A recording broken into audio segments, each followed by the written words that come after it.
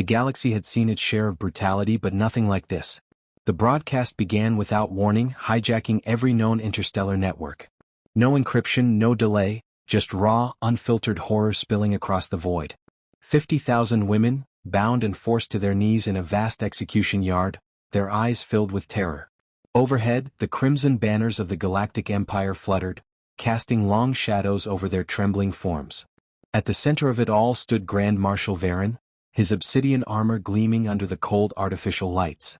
His voice, amplified across systems, carried the weight of absolute authority. "This," he declared, sweeping his hand over the kneeling prisoners, "is the cost of defiance." A wave of silence followed, thick with disbelief. Across human space, on Earth, on Mars, on distant colony worlds, people froze, unable to look away. News stations scrambled to verify the feed, but the truth was undeniable. The Empire had done it. A mass execution carried out in full view of the universe, not as a strategic necessity but as a lesson. The women had been taken from Kasara 4, a struggling human colony at the Empire's fringes. It had never been a military threat, merely a settlement fighting to survive in the shadow of an empire that saw humans as little more than a nuisance. They had refused to comply with new imperial decrees, taxes too high to sustain, labor demands that would have stripped them of their dignity. The rebellion had been bloodless, a protest rather than an uprising. But the Empire did not tolerate defiance, no matter how small. As Varen gave the order, the women's screams were swallowed by the thunder of plasma fire. Line by line they collapsed. Mothers, daughters, sisters, falling into the dirt as smoke curled into the air. The camera lingered, capturing every second of their agony. The last thing the galaxy saw before the feed cut was Varen's cold, satisfied smirk. On Earth, in the heart of the United Nations Interstellar Council, silence reigned. The chamber, built for diplomacy, now felt suffocating under the weight of what had just been witnessed. Some delegates sat frozen, unable to process the scale of the atrocity. Others whispered in hushed, horrified tones. But Elias Carter, Earth's senior diplomat, only stared at the blank screen, his jaw clenched so tightly it ached. He had spent decades navigating the fragile balance of interstellar politics, bargaining, compromising, doing whatever was necessary to ensure humanity's survival. He had seen wars, betrayals, the quiet cruelty of those who wielded power without conscience. But this was something else. This was extermination made spectacle, a calculated act of terror meant to break the human spirit. A deep, simmering rage coiled in his gut, but he forced it down. Emotion would accomplish nothing right now. Strategy, precision, that was how justice would be served. The president of Earth's United Council, a woman hardened by years of negotiation with hostile powers, finally spoke. "We cannot let this stand." Her words, though steady, carried an edge of uncertainty. She knew as well as Carter did that humanity, for all its progress, was still outmatched. The Galactic Empire had fleets that dwarfed theirs, armies bred for conquest. Retaliation through war would be suicide. Another delegate, a colonel from the Interstellar Defense Corps, spoke with barely contained fury. "Then what do you propose? A strongly worded condemnation? Sanctions? They just slaughtered 50,000 civilians on live broadcast. The Empire doesn't care about words." Carter exhaled slowly. The room was teetering on the edge of chaos, torn between grief and the need for immediate action. He had to be the anchor. "They want us to react with blind rage," he said finally, his voice cutting through the noise. "They want us to lash out, to give them the justification to wipe out more of us. We won't play their game." The colonel narrowed his eyes. "Then what do we do, Ambassador? Sit back and grieve?" Carter turned to the screen where the broadcast had played, his mind already weaving possibilities, searching for the right thread to pull. War wasn't an option, but that didn't mean there was no path to justice. The Empire had just made a mistake, a monumental one. "They wanted the galaxy to see this," Carter murmured. "Fine. We'll make sure they do." The full weight of his plan hadn't formed yet, but the foundation was clear. The Empire relied on fear, on the assumption that no one would dare challenge them. But if humanity could expose their brutality in a way that even the most neutral species couldn't ignore, if they could fracture the illusion of the Empire's invincibility, "We make them answer for this," he said, this time with unshakable resolve. "Not with weapons. Not yet. But with something far more dangerous to tyrants: truth." The room fell into a tense silence. Some looked unconvinced. Others, like the president, studied him with measured curiosity. Outside, across Earth and its colonies, The first wave of grief was already turning to something else. The broadcast had not just delivered terror, it had ignited a fire. For the first time in history, humanity stood united in a singular demand: justice. The Galactic Council chamber was a masterpiece of alien architecture, a vast dome suspended in the void, its walls shifting with iridescent patterns that pulsed like a living organism. Delegates from 100 species occupied their designated spheres, their forms, some humanoid, others utterly alien, hovering in perfect silence. At the heart of the chamber, beneath the blinding white light of the tribunal, stood Elias Carter. He had been here before. He knew the rituals, the weight of unspoken rules, the delicate balance of power. But never had he stood before them like this. Alone, humanity's sole voice against an empire that had just slaughtered 50,000 of his own. Across from him, seated upon a high obsidian throne, was Chancellor Nethros, the empire's chief diplomat. Unlike the brutish Grand Marshal Varen, Nethros was a creature of refinement, his violet-hued skin smooth and unlined, his eyes glacial and devoid of empathy. His posture was relaxed, as if the events of Kasara IV were little more than an administrative inconvenience. Carter stepped forward.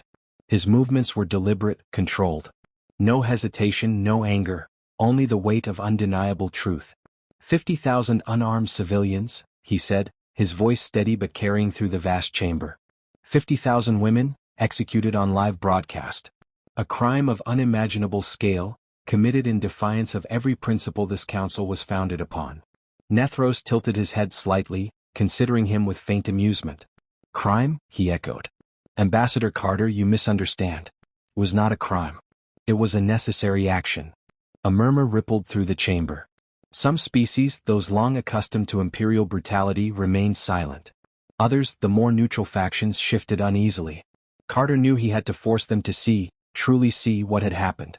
There was no rebellion, he pressed. No war. No armed resistance.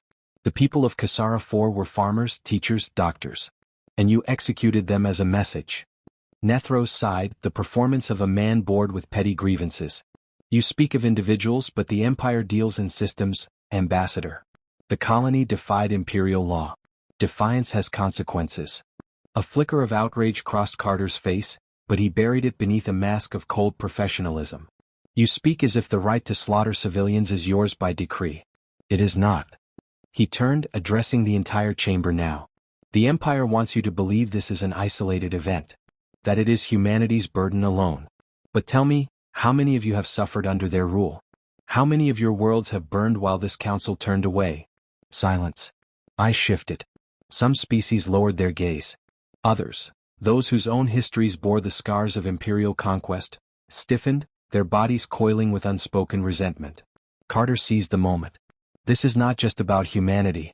This is about power unchecked, violence without consequence. If we let this pass, then we are all complicit. Nethros chuckled, the sound like grinding stone. And what do you propose, Ambassador? War? He gestured lazily. Humanity is weak. Your fleets are an afterthought. Your armies would crumble before our might. Do you intend to lecture us into submission? A few delegates chuckled nervously, but Carter did not flinch. Instead he smiled. A slow, knowing smile. No, he said. I propose justice. The chamber stilled. Even Nethros's expression flickered, just for a second, into something resembling curiosity. Carter took a step forward. The Empire broadcast its massacre to the galaxy, believing it would inspire fear. But fear can turn. His voice hardened. That same broadcast now lives in every network, every archive, on every neutral world. The people have seen it. And they are asking why this council remains silent. A low murmur began to build. Nethros's expression darkened. He knew what Carter was doing, shifting the narrative, weaponizing the very propaganda the Empire had unleashed. The massacre was no longer an instrument of terror, it was a rallying cry. You believe power is measured in fleets and armies, Carter continued. But power is also the will of the governed. Your empire thrives because those beneath you believe resistance is futile. What happens when they start to doubt? When they begin to question? He let the words settle before delivering the final blow. You may kill thousands more, Chancellor, but an idea cannot be executed. The silence that followed was different now. It was not passive, not the silence of submission. It was charged, bristling with something that had long remained dormant in this chamber, possibility. Nethros's fingers curled slightly, the first visible crack in his composure. "You overestimate your influence, Carter." His voice was quieter now but edged with something dangerous. "The Empire does not answer to you. The Empire does not answer to anyone." Carter met his gaze without blinking. "Then let's put that to the test." He turned and walked away, his steps echoing in the chamber. He had done what he came to do. The game had begun. And now the Empire would have to play. The first cracks in the Empire's facade were small, barely noticeable. A hesitation in trade routes that had once flowed without question. A flicker of doubt in the eyes of planetary governors who had ruled under the illusion of absolute control. But cracks, once formed, had a way of spreading. Elias Carter watched it unfold from his office on the orbital station above Earth, the holofeeds flooding in from across the galaxy. The massacre on Cassara 4 had been intended to break humanity, to remind them of their place. Instead, it had become something else, an ember catching dry fields, setting fire to the silence that had long shrouded the Empire's crimes. The images were everywhere now. Not just in human space but across neutral worlds, even in the heart of the Empire itself. Carter had ensured it. Every pirate network, every backdoor relay, every hidden transmission beam carried the footage across borders that the Empire could not control. The moment a sensor shut it down in one sector, it reappeared in another. The atrocity, once meant to instill fear, now fed something the Empire had never intended: outrage. Reports flooded in. Protests in the marketplaces of the Avarax Confederacy. Trade disruptions in the Lakari systems, where workers refused to load Imperial supply ships. Even within the Empire's own territories, whispers of dissent spread like sickness through the lower ranks. Carter turned as the door hissed open. Commander Celine Voss stepped inside, her uniform crisp, her expression unreadable. A former intelligence officer, she had spent years operating in the shadows, gathering the kind of knowledge that could topple governments. She had once told Carter that wars weren't won on battlefields, they were won in whispers, in secrets, in the slow erosion of certainty. "We're in position," she said, dropping a data slate onto his desk. "Our people have infiltrated 3 of the Empire's primary communication relays. The next phase is ready." Carter picked up the slate, scanning the information. "They'll realize it soon," he murmured. "They'll know we're behind this." Voss smirked. "They already do. But they can't stop it. Not without showing weakness." And weakness, Carter knew, was the one thing the Empire could never afford to display. The first true blow came 3 days later. A high-ranking Imperial official, Governor Rendak of the Outer Sectors, defected. Not quietly, not through hidden back channels, but on a public broadcast, live from the Corward capital of Taraxis Prime. "I will not be party to genocide," he declared, his voice ringing through holofeeds across the Empire. His face, lined with the exhaustion of a man who had spent years justifying his government's atrocities, was pale but resolute. "We were told humanity was weak, that they were insignificant, that their suffering did not matter. I have seen the truth, and I will no longer be silent." The impact was immediate. Other officials, fearing the tides of history, began hedging their loyalties. Some resigned. Others simply disappeared. The Empire, for all its might, had never faced an enemy like this, an enemy it could not see, could not crush with fleets or soldiers. Carter sat in the command center watching the chaos unfold. Across the room, Voss leaned back in her chair, arms crossed. "They'll have to respond soon," she said. "They can't let this spiral." He nodded. "They'll escalate. It's their nature." And escalate they did. The Empire struck back with brutal efficiency, deploying security forces to crush protests on occupied worlds, tightening its grip on trade routes, hunting down suspected dissidents. But the more they squeezed, the more resistance they provoked. Their response only fed the flames.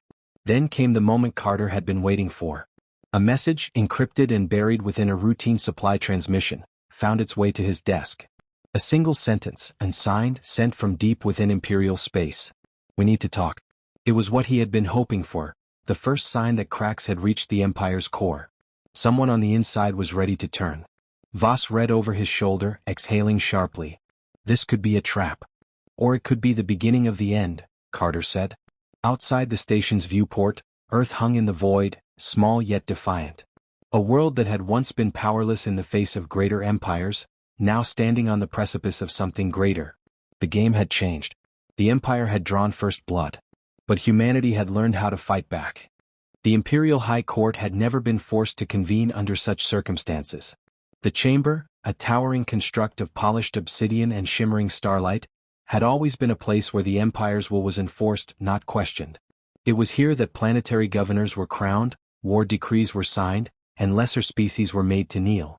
But today, for the first time in its history, the accused was not a nameless dissident or a conquered world's leader. Today the Empire itself stood trial. Grand Marshal Varen was bound in chains of gravimetric steel, a security measure reserved for beings capable of planetary-scale destruction. He did not struggle. His posture remained upright, his face carved from stone, his golden eyes burning with something between defiance and disbelief. He had never imagined this moment. None of them had. Elias Carter stood across from him, not as a diplomat today, but as the man who had made this reckoning possible. His suit was immaculate, his expression unreadable, but the weight in his gaze was impossible to ignore. Chancellor Nethros presided over the trial, his expression carefully composed, but Carter could see the tension in the way his fingers drummed lightly against the armrest of his high-backed chair. The Chancellor was not here by choice. The weight of galactic scrutiny had forced his hand. The Empire had tried to silence the outrage, to crush the fires of rebellion before they could spread. But the momentum had become unstoppable. The Kasara massacre had turned the galaxy against them in a way no fleet or army could undo. Carter stepped forward, his voice steady, carrying through the chamber. Grand Marshal Varen, you stand accused of crimes against sentient life. The massacre of 50,000 unarmed civilians. An act of terror, broadcast as a message of dominance. He let the words settle, his eyes scanning the gathered delegates from across the galaxy. We have seen that message. We have heard it. And today we answer. Varen lifted his chin. I did what was necessary. His voice, deep and unwavering, echoed across the room. You call it a crime. I call it order. A murmur rippled through the chamber, disgust from some, agreement from others. There were still those who believed in the Empire's supremacy, who saw strength as the only law that mattered. But Carter was not here to change their minds. He was here to set a precedent. You call it order, he repeated, his tone sharp. But the foundation of your empire is fear. And fear is failing you. Varen smirked, as if Carter were a child trying to lecture a warlord. Fear is what keeps the galaxy in line, Ambassador.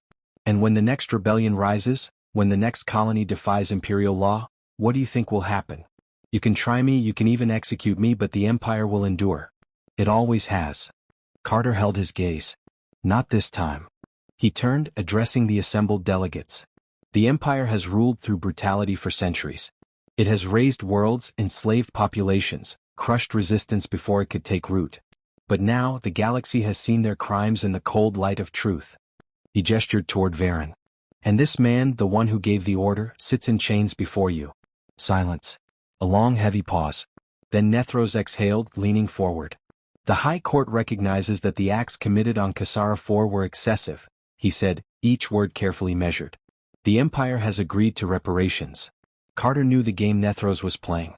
The Chancellor wanted to contain the damage, to paint this as the action of a single rogue officer rather than the Empire itself. But it was too late for that. No, Carter said simply. Nethros's eyes narrowed. You are in no position to dictate terms, Ambassador. Carter stepped closer. Neither are you. His voice was calm, but the steel in it was undeniable. The Empire's economy is fracturing. Trade partners are severing ties. Your own people are beginning to doubt. The foundation of your power is eroding, Chancellor. You will not sweep this away with a handful of reparations. For the first time, Nethros hesitated. He knew it was true. The execution of Varen was inevitable. He was a liability now, a scapegoat the Empire could afford to lose. But Carter wanted more than a single man's head on a spike. The Empire must answer for more than just one atrocity, Carter continued. You will dismantle the occupation forces on human colonies. You will release political prisoners. And you will acknowledge, formally before this council, that the massacre of Kasara IV was not just a failure of one man, but of the system that allowed it. A sharp intake of breath. Some delegates whispered. Others watched in stunned silence. This was not just a demand for justice. It was a demand for a shift in power itself. Nethros's jaw tightened. You ask for too much. Carter met his gaze without flinching. I ask for what is necessary. The moment stretched. Varen, still silent, watched with an expression that was almost amused. He had fought wars, crushed rebellions, burned cities to the ground. But he had never fought a battle like this, one waged not with weapons but with words, with the shifting tides of history itself. Finally Nethros exhaled. He looked past Carter, past the courtroom as if calculating every possible future. Then with deliberate precision he nodded once. The Empire will comply. The words sent a ripple through the room, an invisible shift in the galaxy's balance. The Empire had been forced to yield. Carter did not smile. There was no victory to be celebrated and justice long overdue. But as he turned to leave, as the final ruling was read, as Varen's fate was sealed, he allowed himself one quiet thought. The Empire had drawn first blood. But humanity had changed the game.